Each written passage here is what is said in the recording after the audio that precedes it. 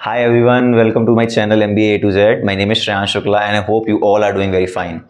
Okay so आज का ये जो हमारा वीडियो है this is about education loan for financing your MBA for the upcoming 2 years in which you will be proceeding with your respective colleges, right? Fine. So first हम इस बारे में बात करेंगे कि हमको एजुकेशन लोन कहाँ से मिलता है और हम कैसे उसको अवेल कर सकते हैं. So I hope we all know that education loan के लिए हमारे पास इंडिया में बहुत सारी बैंक्स हैं, प्राइवेट बैंक्स हैं, गवर्नमेंट बैंक्स हैं, सेंट्रल बैंक हैं जो हमको लोन की सर्विस प्रोवाइड करते हैं, राइट? अपने अपने इंटरेस्ट और अपने अपनी फैसिलिटीज़ के अकॉर्डिंग. सो अब बात ये करते हैं कि हमको किस बैंक में जाना चाहिए और हमको कब एजुकेशन लोन लेना चाहिए, क्या एजुकेशन लोन लेना एक्चुअली सही चीज़ है भी या नहीं. तो let's just first talk about कि कौन सी बैंक आपके लिए सही रहती है एजुकेशन लोन लेने के लिए. So this is a very subjective choice I will say. Why? क्योंकि आपका जो रिस्पेक्टिव कॉलेज है, अगर आप इंडिया के टॉप 50 कॉलेजेस से, नो डाउट आप अगर इंडिया के टॉप 50 कॉलेजेस से MBA करने जाते हैं तो आपको एक अच्छे ऑप्शंस और अच्छी बैंक से अच्छी फैसिलिटीज का ऑप्शन मिलता है. तो चलिए जल्दी से कुछ बैंक्स को लिस्ट करते हैं, जैसे SBI, ICICI, bank of Baroda, Canara bank, HDFC Credila, HDFC, right? So ये कुछ बैंक्स हैं जो काफ़ी फेमस है among students for availing the education loan, और ये कुछ बैंक्स जो काफ़ी अच्छी सर्विस प्रोवाइड करवाती है when it comes to education loan. दोस्तों, हमने बैंक चुन लिया, हमने पहला इंस्टॉलमेंट जो है अपनी साइड से कॉलेज को दे दिया. अब हम स्टार्ट करते हैं हमारा पूरा लोन प्रोसेस. तो जो पहला स्टेप है इसमें वो है कि आप तुरंत के तुरंत गूगल खोल के Vidya Lakshmi portal portal website पे जाएंगे. अब आप सोच रहे होंगे विद्या लक्ष्मी पोर्टल क्या है? तो विद्या लक्ष्मी पोर्टल एक ऐसी सर्विस है जो गवर्नमेंट के थ्रू हमको दी गई है, जिसमें हम एजुकेशन लोन की जो एप्लीकेशन है उसको ऑनलाइन अप्लाई करते हैं एक विद्या लक्ष्मी पोर्टल पर. अब इस पोर्टल के अंदर क्या होता है दोस्तों, जब आप इस पोर्टल को ओपन करेंगे इसके अंदर आप अपनी सारी की सारी जो आपकी रिक्वायरमेंट्स है, जो भी आपकी नेसेसिटी इंफॉर्मेशन है वो डालेंगे. आपका नाम, आपके मम्मी पापा का नाम, आपका एड्रेस, आपको क्यों लोन चाहिए, किस कॉलेज में आपका सिलेक्शन हुआ है, आपको किस अमाउंट तक का लोन चाहिए.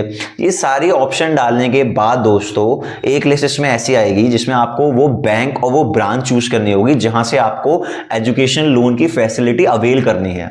तो अगर मान लीजिए फॉर एग्जाम्पल आपने बैंक ऑफ बड़ौदा चूज करी है जो आपके घर के पास वाली ब्रांच है, तो आपको विद्या लक्ष्मी पोर्टल पे बैंक ऑफ बड़ौदा उस ब्रांच का एड्रेस और IFSC कोड करके अप्लाई करना पड़ेगा. एक बार जब आप वहां पे अप्लाई कर देंगे, आपका जो अमाउंट है आप वो अमाउंट डाल देंगे. फॉर एग्जांपल मैंने 20 lakhs का लोन लिया है, if I am giving an example, तो वो 20 lakhs का अमाउंट मुझे वहां मेंशन करना पड़ेगा, उस ब्रांच का एड्रेस वहां मेंशन करना पड़ेगा जिस ब्रांच से मुझे वो अमाउंट चाहिए. एक बार मैं वो मेंशन कर दूंगा, उसको आगे प्रोसीड कर दूंगा, उसको आगे फॉरवर्ड कर दूंगा, और इस तरीके से मेरा विद्या लक्ष्मी का जो सबसे इंपॉर्टेंट, सबसे प्राइमरी एंड नेसेसरी स्टेप है वो पूरा होता है, जिसमें हम पोर्टल पे तो सारी necessity details Vidya Lakshmi portal पे डालने के बाद, अच्छे से सारी चीज़ों को स्क्रूटनाइज करने के बाद, चेक करने के बाद, आप हमारा जो नेक्स्ट स्टेप है हम उस पर मूव ऑन करते हैं, जो कि है आपने जिस ब्रांच का उस पर एड्रेस डाला है उस ब्रांच को रीच करना डॉक्यूमेंटेशन एंड वेरिफिकेशन के लिए.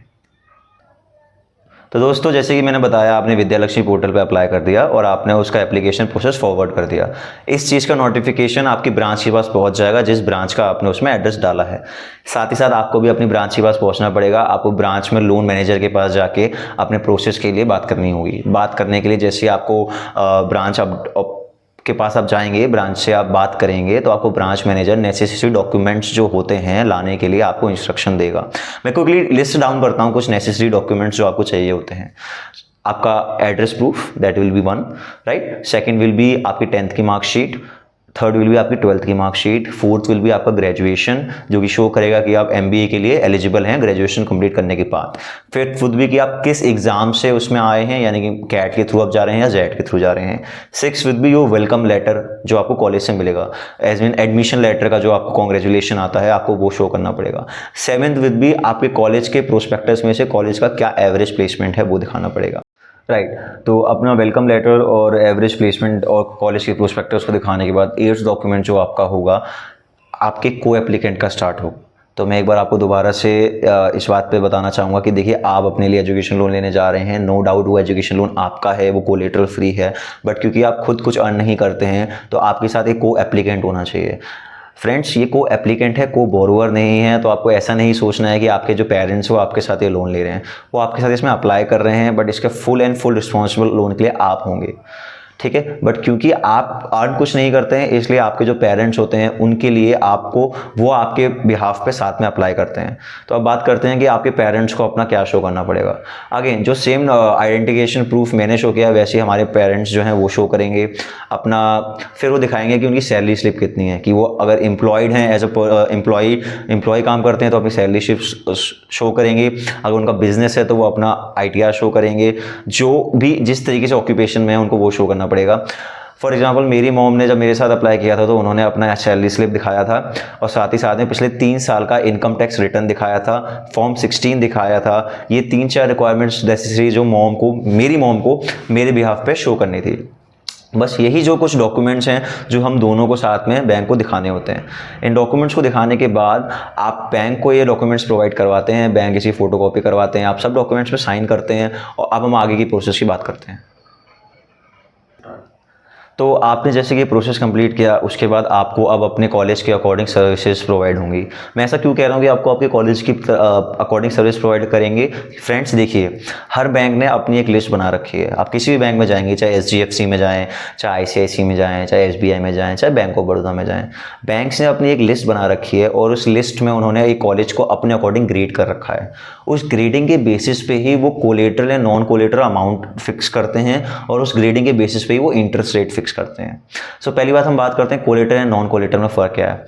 सो फ्रेंड्स, अगर आप एक लोन लेने जाते हैं बैंक में आज के टाइम पे तो 2 टाइप के लोन आपको मिलते हैं, एक होता है कोलेटरल, एक होता है नॉन कोलेटरल। कोलेटरल में आपको अपने साइड से कुछ प्रॉपर्टी गिरवी रखनी पड़ेगी और उसके बदले आपको लोन मिलेगा। वेयरएज इन नॉन कोलेटरल आपको कुछ भी रखने की जरूरत नहीं है, आपको बस जाना है, अप्लाई करना है और आपको 100% नॉन कोलेटरल फ्री लोन मिल जाएगा। एजुकेशन लोन जो है आपका, अगर आप टॉप 50 MBA कॉलेजेस में आते हैं तो आपकी फीस जितना नॉन कोलेटरल अमाउंट तो आपको इजीली मिल जाता है। तो चलिए बात करते हैं ग्रेडिंग की। अगर आप इंडिया के टॉप 15 MBA कॉलेजेस में आते हैं दोस्तों तो आप आराम से AA ग्रेड में आते हैं, दैट इज AA ग्रेड। अगर आप 15 to 50 में आते हैं तो आप A ग्रेड में आते हैं और उसके बाद 50 से नीचे जो भी है वो B ग्रेड में आता है, and that is at follows. तो अगर आप A ग्रेड कॉलेज में आते हैं तो आपको 30 लाख तक का, जो मैं अपना personal experience bank of Baroda की तरफ से बता रहा हूँ, 30 लाख तक का कोलेटरल फ्री लोन मिलता है। 30 लाख तक का कवर कोलेटरल फ्री। फ्रेंड्स, मैं रिपीट कर रहा हूँ, इसमें आपको कुछ भी साथ में गिरवी रखने की जरूरत नहीं है, आपको बस इसके लिए अप्लाई करना है और बैंक आपको 30 लाख तक का कोलेटरल फ्री लोन प्रोवाइड करती है। और इंटरेस्ट रेट वेरी करता है bank to bank and college to college. मेरा उस समय बैंक का जो इंटरेस्ट रेट था वो आगे जाके फ्लक्चुएट कर सकता है, कम हो सकता है, ज़्यादा हो सकता है। हम इस टर्म को कहते हैं फ्लोटिंग इंटरेस्ट रेट, ठीक है। तो मेरा भी फ्लोटिंग इंटरेस्ट रेट है, आप भी जब अप्लाई करेंगे तो आपको भी फ्लोटिंग इंटरेस्ट रेट मिलेगा, फिक्स इंटरेस्ट रेट नहीं मिलता है। आगे जाके क्या रिक्वायरमेंट्स हो सकती हैं, क्या सिचुएशन हो सकती है गवर्नमेंट की, उस अकॉर्डिंग इंटरेस्ट रेट फ्लक्चुएट करेगा। ओके, तो कवर लेने के बाद इंटरेस्ट रेट जानने के बाद और कवर कोलेटरल नॉन कोलेटरल जानने के बाद हम बात करते हैं एक बहुत ही इंपॉर्टेंट टर्म है जो अक्सर स्टूडेंट्स जो हैं मिस कर देते हैं, दैट इज़ फोरक्लोजर चार्जेस। सो अगर मैं आपको बताऊं कि फोरक्लोजर चार्जेस क्या होता है तो देखिए, आप बैंक से एक स्पेसिफिक टेन्योर तक के लिए लोन मांगते हैं जो कि वेरी करता है फॉर 5 ईयर्स, 10 ईयर्स, 15 ईयर्स। तो फॉर एग्जांपल अगर मैंने 20 लाख रुपीज़ बैंक से लोन लिया है नॉन कोलेटरल में 15 ईयर्स के लिए, तो इसका मतलब है कि मैं 15 साल में वो 20 लाख का कवर चुकाऊंगा। ये मेरा मैक्सिमम टेन्योर जो मैं ले सकता हूँ। बट फॉर एग्जांपल अगर मुझे ये 5 साल के अंदर चुकाना है या फिर मान लीजिए 2 साल के अंदर ही चुकाना है, तो क्या बैंक इसके लिए मुझसे एक्स्ट्रा चार्ज करेगी? कि क्या अगर मैं जल्दी पेमेंट चुका रहा हूँ और बैंक का इसमें लॉस हो रहा है तो उस लॉस को कंपनसेट करने के लिए क्या मुझे कोई एक्स्ट्रा अमाउंट देना पड़ेगा बैंक को? ये जानना आपके लिए बहुत ज़रूरी है और इस टर्म को कहते हैं फोरक्लोजर चार्जेस। तो आप मेक श्योर करिएगा कि आपकी बैंक किसी भी तरीके का फोरक्लोजर चार्जेस ना ले और as early as repayment facilities provide करवाए। कि अगर आपने 20 लाख का लोन लिया है तो आप जितनी जल्दी चाहें उतनी जल्दी उसका पेमेंट बैक कर सकते हैं बिना किसी एक्स्ट्रा चार्ज के। साथ ही साथ में गाइज फ्रेंड्स आपको एक चीज़ और पता होनी चाहिए कि जब आप बैंक से लोन लेंगे तो मान लीजिए अगर आप 2023 में लोन ले रहे हैं तो 2023 पूरे में आपका सिर्फ सिंपल इंटरेस्ट लगेगा, 2024 में भी आपका सिर्फ सिंपल इंटरेस्ट लगेगा, इनफैक्ट 2025 में भी आपका सिंपल इंटरेस्ट लगेगा। आपकी MBA जर्नी के 2 साल आपको पेमेंट बिल्कुल नहीं करनी है, किसी पेमेंट करने की ज़रूरत नहीं है, इनफैक्ट आपको 3rd ईयर भी कोई पेमेंट नहीं करनी है। आप अपने जॉब लगने के 1 साल बाद से अपनी EMI करना स्टार्ट कर सकते हैं। इनफैक्ट आप बीच में भी पे कर सकते हैं अगर आप चाहें तो। फॉर एग्जांपल अगर मेरे 3 साल के अंदर इंटरेस्ट बन रहा है, सिंपल इंटरेस्ट कुछ बन रहा है, और अगर मैं उसको पे करना चाहूँ तो मैं पे कर सकता हूँ, जिससे मुझे आगे उसका बेनिफिट मिले, मुझे ज़्यादा इंटरेस्ट ना देना पड़े। तो इस तरीके से आप पूरे एजुकेशन लोन की फैसिलिटीज़ को यूटिलाइज कर सकते हैं। मान लीजिए आपके पास अभी 20 लाख रुपीज़ हैं देने के लिए, तो आप वो 20 लाख रुपीज़ वन टाइम पे ना करके आप आराम से लोन का सर्विस ले सकते हैं और उस 20 लाख रुपीज़ को आराम से विद इन 3 ईयर्स फुलफिलमेंट कर सकते हैं। मैं मानता हूँ थोड़ा इंटरेस्ट लगता है, बट फाइनेंस यही होता है फ्रेंड्स। तो इस एजुकेशन लोन की वीडियो से आई होप आपको काफ़ी अच्छे से एजुकेशन लोन का जो पूरा प्रोसेस है वो क्लियर हो गया होगा।